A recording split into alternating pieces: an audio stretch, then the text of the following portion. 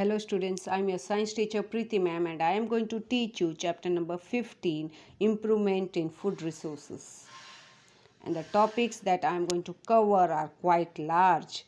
Means I am going to cover about the poultry farming, उनके breeds, variety improvement कैसे की जाती है, eggs और बॉयलर का प्रोडक्शन कैसे अच्छे से किया जाता है, हाउसिंग शेल्टर और उनके फीड, डिजीजेस पोल्ट्री के, फिश प्रोडक्शन के बारे में बात करेंगे, मराइन फिशेस के बारे में बात करेंगे, aquaculture, inland fisheries, composite of fish culture, beekeeping के बारे में बात करेंगे, products obtained from apiculture, honey bee varieties, management of high yield honey और diseases and enemies of honey. Topic तो बहुत ही कम है, छोटा है, मगर बहुत ही ईजी है। पोल्ट्री फार्मिंग इंडस्ट्री या पोल्ट्री इंडस्ट्रीज का दूसरा नाम है with its production in the form of eggs and meat. जहाँ पर एग्स और मीट का प्रोडक्शन होता है उसको हम कहते हैं एज पोल्ट्री फार्मिंग या poultry industries. And the proper management of poultry includes improved methods of hatching, rearing, housing, sanitation, prevention of disease and a sound marketing arrangement. मतलब वो सारे प्रोडक्ट्स, एग्रीकल्चरल प्रोडक्ट्स, क्योंकि खेती से it is not efficient for them, so उसके byproducts, उनके waste, the particularly of waste into a high quality meat, but also provide eggs, feathers and rich manure. Proper management of poultry, it includes जो अच्छे से manage किया जाता है, मतलब hatching अच्छे से हो, रेयरिंग अच्छे से की जाए, हाउसिंग प्रोडक्ट्स अच्छे से हो जाता है, सैनिटेशन, प्रिवेंशन, उसके डिजीज़ प्रिवेंशन कैसे किया जाता है, all these are things are taken into consideration. और पोल्ट्री फार्मिंग में हम ducks, geese, turkeys, fowls, pigeons, उनके बारे में हम बात करेंगे। और students, India it is the 5th largest country in the world in the production of poultry. China, USSR, पहले का यूएसएसआर है, यूएसए है, जापान है, इसके बाद हमारा कंट्री का नाम आता है। So an egg laying poultry is called egger या लेयर, उसका दूसरा नाम। जो एग्स देते हैं एनिमल्स उसको हम कहते हैं एज एगर या layer. And the poultry which is reared for meat, meat के लिए जिसका रेयरिंग किया जाता है उसको हम कहते हैं एज चिकन या broiler. Poultry farming is undertaken basically to raise domestic fowl for egg production. Egg production के लिए रेयर किया जाता है और उनके मीट के लिए भी उनको रेयर किया जाता है। पोल्ट्री ब्रीड्स, तो पोल्ट्री ब्रीड्स कौन कौन से हैं हमारे in India? Availability of poultry breeds, they are characterized into 3 types या 3 कैटेगरीज। वन इज द देसी, we'll talk about desis first. Desis or indigenous, we have only 4 pure breeds of indigenous or desi foals, जिसमें आ जाते हैं असील आ जाता है, चित्तगोंग आ जाता है, गैंगस आ जाता है और बुसरा आ जाता है। And these breeds they are selected for poultry farming, Aseel जो है उसको, and it provides high yield of meat and also is a good egg layer. उसका वज़न 4 से 5 किलो का होता है और हेंस जो होती है वो 3 से 4 किलो की होती है, राइट। फिर आता है हमारा एक्सोटिक ब्रीड्स आ जाते हैं। तो एक्सोटिक ब्रीड्स होते हैं means what, means varieties of other countries और फॉरेन ब्रीड्स, हमारे देश का नहीं मगर बाहर के देश का। And these are present there are numerous exotic breeds of poultry which have been successfully utilized in India. और एग्जॉटिक ब्रीड्स में कौन कौन से आते हैं? तो एग्जॉटिक ब्रीड्स में आ जाते हैं हमारे वाइट लेगहॉर्न आता है, रॉड इसलैंड रेड आता है, हमारा दूसरा आता है as cross breeds of improved breed poultry. ये हमारे देश के नहीं है but we have used other countries. Next is about the variety improvement. अगर वैरायटी इम्प्रूवमेंट की बात करें तो हमको ऐसे ब्रीड्स चाहिए, ऐसे क्रॉस ब्रीडिंग हम करते हैं between Indian and foreign breeds. हमारे इंडिजीनियस इंडियन ब्रीड्स को हम इंडिजीनियस ब्रीड्स कहते हैं और फॉरेन ब्रीड्स को हम एक्सोटिक ब्रीड्स कहते हैं। तो इंडिजीनियस और एक्सोटिक ब्रीड्स है, उनके बारे में अगर हम बात करें तो why it is so quality and quantity of chicks, उसके लिए हम ब्रीडिंग करते हैं। उनका ड्वार्फ बॉयलर पेरेंट होना चाहिए फॉर कमर्शियल चिक production for summer adaptation capacity, मतलब उनका टॉलरेंस अच्छा होना चाहिए, समर में भी उनको टॉलरेंस हाई टेम्परेचर को टॉलरेट करते हुए होने चाहिए। लो मेंटेनेंस रिक्वायरमेंट, उनकी ज़्यादा कोई रिक्वायरमेंट नहीं होनी चाहिए, उनका मेंटेनेंस कम होना चाहिए। और improvement in hen housed for egg production and reduction in the size of the layer with the availability to utilize more fibrous cheap diet formulated using agricultural hypo products। Improvement करने चाहिए हमको hen house का ताकि उनका egg production अच्छा हो। Next if you talk about egg and broiler production, so there are two basic targets of poultry farming। कौन से दो है? एक तो है हमारा वो है कि obtaining more and more eggs, eggs ज़्यादा होने चाहिए और उनका फ्लैश भी अच्छा होना चाहिए। तो अगर हम प्रोडक्शन ऑफ एग्स की बात करें तो अ लेयर जो होता है वो एग जब वो 20 वीक्स का होता है तब वो एग्स देना शुरू करता है। And it includes the layer, it includes to develop new variety improvements, quality of chicken with respect to quantity and quality। तो कौन कौन से पॉइंट्स हमको नज़र में रखने हैं कि एग ज़्यादा देने चाहिए, उनका सेक्सुअल मैच्योरिटी अच्छी होनी चाहिए, एग का वेट भी अच्छा होना चाहिए, उनके बॉडी का वेट भी अच्छा होना चाहिए, फीड एफिशिएंसी भी उनकी अच्छी होनी चाहिए, एग साइज़ थोड़ा अच्छा होना चाहिए, शेप भी उनका अच्छा होना चाहिए, उनके शेल में ऑर्डर जो होता है, जो स्मेल होती है वो भी अच्छी थोड़ी होनी चाहिए, कलर अच्छा होना चाहिए, ये सारे थिंग्स ध्यान में रखते हैं। और प्रोडक्शन भी उनका अच्छे से होना चाहिए। तो ये सारे थिंग्स हम ध्यान में रखते हैं। तो ब्रॉयलर्स में भी वैसे ही कुछ होता है। चिकन्स होते हैं वो 6 से 7 वीक्स के होते हैं तब उनको रेज किया जाता है। उनका वेट है वो 700 ग्राम से लेकर 1.5 किलो तक हो जाता है।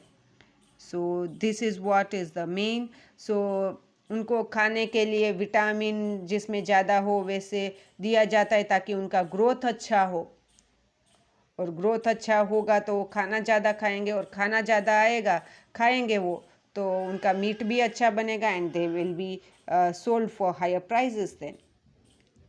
तो पोल्ट्री केयर की बात करें तो पोल्ट्री केयर में हम किन किन का ध्यान रखेंगे? तो हाउसिंग उनका अच्छा होना चाहिए, जहाँ पर वो रहते हैं वहाँ का हाउसिंग अच्छा होना चाहिए, घर अच्छा होना चाहिए, स्पेस अच्छी होनी चाहिए। अगर हम लेइंग पीरियड बोले जिसका, जैसे एग्स जहाँ पर देते हैं वो सारा अच्छा उनका होना चाहिए, उनको अच्छा खाना देना चाहिए न्यूट्रिशन वाला। फिर बॉयलर्स का ध्यान रखना है हमको, एनवायरनमेंट उनको अच्छा मिले ताकि वो अच्छे से ग्रो अच्छे से हो सके, उनका ग्रोथ फास्ट हो, उनको अच्छे से विटामिन्स दी जाते हैं और जिसकी वजह से उनका प्रोडक्शन अच्छा हो जाता है। तो उसमें भी थोड़े डिजीज़ होते हैं। तो ये डिजीज़ वायरस की वजह से हो सकते हैं, बैक्टीरिया की वजह से हो सकते हैं, थोड़े पैरासाइट्स होते हैं जैसे वर्म्स होते हैं, माइस होते हैं, इसकी वजह से भी ये लोग बहुत ही सफ़र करते हैं। फिर फिश प्रोडक्शन की बात करते हैं। तो fish production it is an important aquatic food which is rich in proteins. Proteins में बहुत ही अच्छा फिश होता है, इसलिए ज़्यादातर लोग ये खाते हैं। और इट इज़ हाईली न्यूट्रिशियस, और अच्छे से डाइजेशन भी इसका हो जाता है। फिश में से अलग अलग चीज़ें बनाई जाती है, जैसे फिश लिवर ऑयल बनाया जाता है which is rich in vitamin A and vitamin D. तो ये फिशरीज़ क्या है? The fisheries are established connected with capture, उनका प्रिजर्वेशन, उनको एक्सप्लॉइट करना, यूटिलाइज करना, और वहाँ पर अलग अलग वेराइटीज़ के fishes, prawns, lobsters, crabs, oysters, molluscs, ये सारे वहाँ पर रखे जाते हैं। तो फिशरीज दो टाइप की होती है, एक तो फिन फिशरी कहते हैं, दूसरा शेल फिशरीज कहते हैं। फिन फिशरीज का मतलब क्या है? कैप्चर करना, उनको मैनेज करना, और फिर उनको अच्छे से कार्टिलेजिनस या बोनी फिशेस का यूज़ करना। तो शेल फिशरी क्या होता है? मीन्स इनको भी कैप्चर करना, मैनेजमेंट करना, और इसमें शेल मतलब शेल वाले सारे, मतलब क्रस्टेशियन सारे, मतलब क्रैब्स, प्रॉन्स, लॉबस्टर्स, इनकी हम बात करते हैं। और कहाँ से वो मिलते हैं? Depending upon the mode of obtaining fish, they are classified into two types, एक तो कैप्चर फिशरी, एक तो कल्चर फिशरी। कैप्चर फिशरी मतलब जो नेचुरल वाटर एरियाज है, जैसे मराइन है, इनलैंड है, वहाँ पर जाके उनको जहाँ पर पकड़ा जाता है, जैसे रिवर्स में और लेक्स में, वहाँ पर जहाँ पर जाके पकड़ा जाता है, उसको हम कहते हैं एज कैप्चर फिश या फिशरी। तो कल्चर फिशरी क्या होता है? तो कल्चर फिशरी में फिशेस को रेयर किया जाता है। एक पॉन्ड होता है जहाँ पर उनको रखा जाता है, उनको रेयर किया जाता है, उनको अच्छे से खाना दिया जाता है, उनका हार्वेस्टिंग किया जाता है, उसको हम कहते हैं एज कल्चर फिशरीज। और कल्चर फिशरीज इसका दूसरा नाम भी है, उसको हम फिश फार्मिंग या पेसिकल्चर कहते हैं, उसको हम एक्वाकल्चर ये नाम से भी हम जानते हैं। और based on the sources of fish production, कहाँ कहाँ से हमको फिश मिलती है, तो उसके हिसाब से मराइन फिशरीज मतलब जहाँ सीस और ओशन से मिलते हैं, फ्रेश वाटर फिशरीज मतलब जहाँ फ्रेश वाटर्स मतलब रिवर्स, कैनाल्स, लेक्स, जहाँ पर फ्रेश वाटर होता है वहाँ से मिलता है, और ब्रैकिश वाटर फिशरीज मतलब जहाँ पर सॉल्टी वाटर होता है, थोड़ा सॉल्टी वाटर होता है, वहाँ से मिलता है, तो उसको हम ब्रैकिश वाटर कहते हैं। फिर बात करते हैं हम एक्वाकल्चर की। तो एक्वाकल्चर मतलब क्या है? Aquaculture pertains to production of useful aquatic plants and animals, जैसे कि फिश है, प्रॉन्स है, क्रेफिश है, लॉबस्टर्स है, क्रैब है, श्रिम्प्स है, मोलस्क्स है, इनका प्रॉपर यूटिलाइजेशन, इसको हम कहते हैं एज एक्वाकल्चर। मराइन कल्चर में आता है हमारा the marine fish is cultured in coastal water, marine मतलब coastal water of India for commercial basis. और फ्रेश कल्चर फिशरी मतलब क्या है? जो हमारे फिशरीज है, जैसे कि एक्सोटिक क्रैब्स है, good prospects in lakes, lakes में रख के, लेक्स में और वहाँ से मिलता है, क्योंकि जो कश्मीर और दूसरे प्लेसेस है वहाँ पर सबके घर में, बहुत सारे के घर में ऐसे फिशरीज बनाए जाते हैं, कल्चर किया जाता है उनका फॉर देयर ओन पर्पसेस।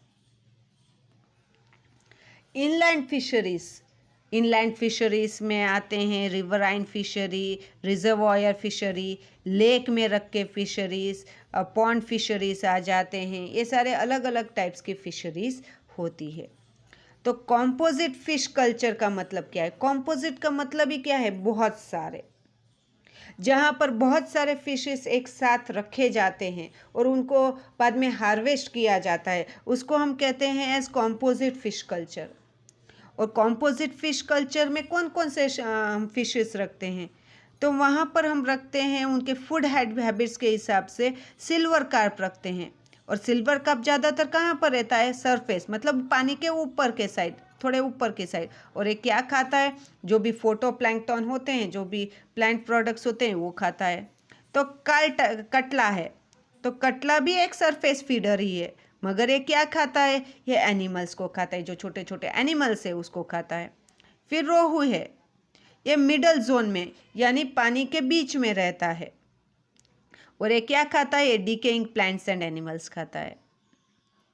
तो ग्रास कार्प, ये भी एक टाइप का फिश है, और it feeds on all macro vegetations, जो बड़े बड़े वेजिटेशंस है उसको खाता है, और feeds on aquatic plants, weeds, और इन सबको ये खाता है। मृगल है, ये बॉटम फीडर में, बॉटम फीडर का मतलब क्या है, जो पॉन्ड है उसके एकदम नीचे के साइड होता है ये। और ये क्या खाता है, ये प्लांट्स और डेट्रियस फूड्स जो भी होते हैं, डिकेइंग फूड्स जो भी होता है ये खाता है। और कॉमन कार्प होता है वो नीचे ही रहता है, नीचे के जो भी ओमनिवोरस एनिमल्स और जो कुछ भी होता है उनको वो खाता है। फिर बात करते हैं हम बी कीपिंग की। बी कीपिंग का दूसरा नाम है हमारा एपीकल्चर, मतलब रेयरिंग करना, उनका ध्यान रखना, मैनेज करना, हनी बीस को उसके वैक्स के लिए, हनी के लिए, और उनसे मिलने वाले दूसरे सब्सटेंसेस के लिए। क्योंकि हनी जो होता है इट हैज़ मेडिसिनल वैल्यू, और it is found in the treatment of various disorders of humans, digestion के रिलेटेड हो, डिसेंट्री के रिलेटेड हो, वॉमिटिंग होता है, स्टमक या दूसरे लीवर के प्रॉब्लम से उसको क्योर करने के लिए काम आते हैं। हनी है उसको हम ब्लड प्योरीफायर भी कहते हैं। ये खांसी के लिए, सर्दी के लिए बहुत ही अच्छी दवाई है, and it is used for cold sore throat also. Ulcers का टंग में जो हो जाते हैं उसको भी बहुत अच्छे से क्योर करता है, एंड स्टमक और इंटेस्टाइन के जो अल्सर्स है उसको भी वो अच्छे से क्लीन करता है। और हनी होता है उसमें आयरन का प्रोपोर्शन और कैल्शियम का प्रोपोर्शन बहुत ही अच्छा होता है, और ये हनी और कैल्शियम होता है तो इसकी वजह से ह्यूमन का ग्रोथ भी बहुत अच्छे से हो सकता है। So most of them prefer to take honey with the milk, right. So it is also low investment enterprise, इसमें ज़्यादा पैसा भी नहीं जाता। फिर उसके प्रोडक्ट्स की बात करें तो हनी के बहुत ही अच्छे प्रोडक्ट्स मिलते हैं हमको। हनी बी से हमको हनी मिलता है, जो हम अलग अलग तरीके से उसको काम करते हैं, यूज़ करते हैं उसको, क्योंकि it is edible fluid which contains sugars, water, moisture होता है, मिनरल्स होते हैं, विटामिन्स होते हैं, थोड़े अमाइनो एसिड्स भी होते हैं इसमें, तो ये बहुत ही अच्छा सोर्स होता है। फिर बी वैक्स आता है, तो बी वैक्स होता है वो सेक्रेट किया जाता है, वर्कर बीस उसको सेक्रेट करते हैं घर बनाने के लिए और उसके लिए, मगर ये हमको काम आता है, शेविंग क्रीम्स में डालते हैं, कोल्ड क्रीम्स में डालते हैं, पॉलिशेस में डालते हैं, कैंडल्स में डालते हैं, मतलब हमको भी ये बहुत काम आता है। फिर प्रोपोलिस और बाम्स, ये भी एक प्रोडक्ट ही है जो रिपेयर और जो टूटा हुआ है रिपेयर करने के लिए बीस को काम आता है। फिर पॉइज़न होता है, मगर वो उनके लिए पॉइज़न है, हमारे लिए तो हम इसको यूज़ करते हैं एज आयुर्वेदिक और होम्योपैथिक मेडिसिन्स की तरह। हनी बीज के बहुत सारे वेराइटीज़ है जो इंडिजीनियस, मतलब हमारे इंडिया की जो भी हमारे बीज है वो है हमारी Apis cerana indica, Apis dorsata, Apis florea, ये सारे हमारे हैं। ये हमारी इंडियन बी है, ये इसको हम रॉक बी के नाम से भी जानते हैं, और ये लिटल बी है, छोटी छोटी आती है। तो एग्जॉटिक वेराइटीज़ मतलब जो हमारे देश की नहीं है तो दूसरे देश की है, तो एपिस मेलिफरा है वो इटालियन बी के नाम से जानते हैं, और एपिस एडमसोनी ये साउथ अफ्रीकन बी है, राइट। फिर उसका मैनेजमेंट कैसे किया जाता है, तो मैनेजमेंट हम अच्छे ईल्ड के लिए, हनी अच्छे आए इसके लिए हम करते हैं। तो pasture crop and flora, the quality and taste of honey, ये डिपेंड होता है कि आजू बाजू कौन कौन से प्लांट्स है, उनका पैस्चरेज क्या है, वहाँ पर कौन कौन से ऑर्चार्ड्स है, नेक्टर्स उनको कौन कौन से मिलते हैं, पॉलन कलेक्शन उनका कहाँ से मिलता है, और it all depends on that. Bee hive का मतलब क्या होता है? तो इंडिया में जनरली 3 अलग अलग टाइप के आर्टिफिशियल बी हाइव्स एपियरीज में बनाते हैं, और बाद में वो लोग वहाँ पर बॉक्स में बी हाइव एक बी हाइव जैसा एक बॉक्स बनाते हैं, सो वहाँ पर रखा जाता है। वहाँ पर जो बीस होते हैं वो नियरली आते हैं और वहाँ पर उनका वहाँ पर रहते हैं और बीस वहाँ पर बनाते हैं, राइट। तो these are related to that, means apiary location उनका अच्छा होना चाहिए, जगह आजू बाजू की अच्छी होनी चाहिए जहाँ पर उनको ज़्यादा फ्लोरा अवेलेबल हो, ताकि उनको अच्छे से नेक्टर वो कलेक्ट कर सके, उनको अच्छे से सनलाइट भी अच्छे से मिलनी चाहिए, और ज़्यादा धूप भी नहीं मिलनी चाहिए। फिर हम बात करते हैं हनी और फ्लो ऑफ सीजन्स की, तो हनी फ्लो तो होना ही चाहिए, लोकेशन अच्छा होना चाहिए, रिप्रोडक्शन एरियाज उनका अच्छा होना चाहिए। स्वार्मिंग का मतलब रिप्रोडक्शन क्या होता है, उनका एरिया अच्छा होना चाहिए, क्लीन होना चाहिए। और selection of honey and site selection for honey bee या बी कीपिंग, तो इसके लिए ज़्यादातर एपिस मेलिफेरा मतलब इटालियन बी को ज़्यादातर सेलेक्ट किया जाता है, क्योंकि इसके क्वालिटीज़ भी बहुत अच्छे होते हैं और ये बहुत ही अच्छा हनी देता है, इसीलिए। And thus we come to the end of the chapter. We have ended the chapter over here. Write down the answers of these questions and we end up over here. So